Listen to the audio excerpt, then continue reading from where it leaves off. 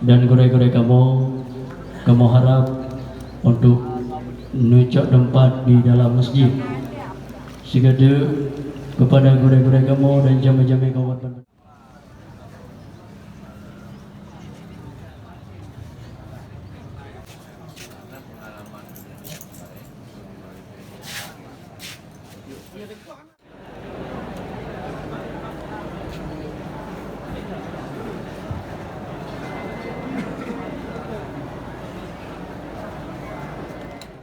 Assalamualaikum warahmatullahi wabarakatuh.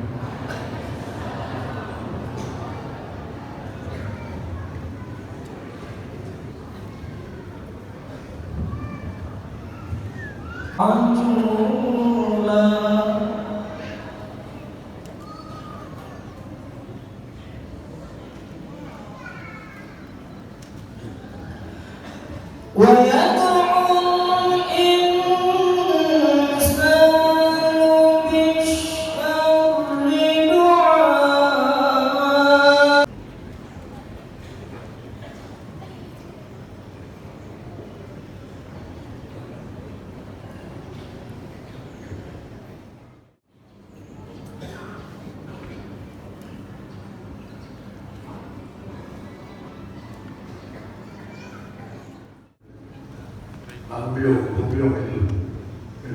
Belum. Dan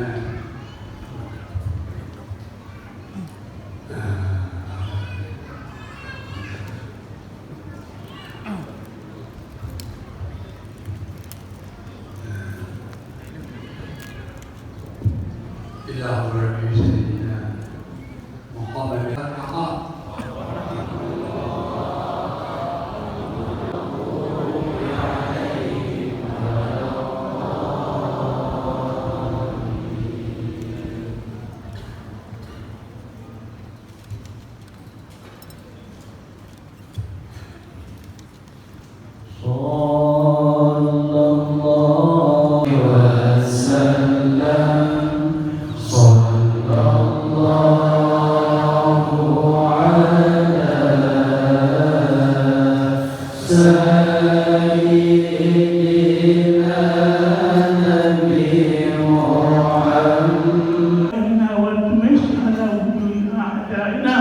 اللهم حسن مقاصدنا ومرادنا في الدارين يا مجيب السائلين. Jadi minat saya kamu dan salam karena aku yang sehat. Insyaallah akan sampai dengan istilah kamu ya dengan aneka musyawarah kira duduk dan juga lomba hari ini antar dusun.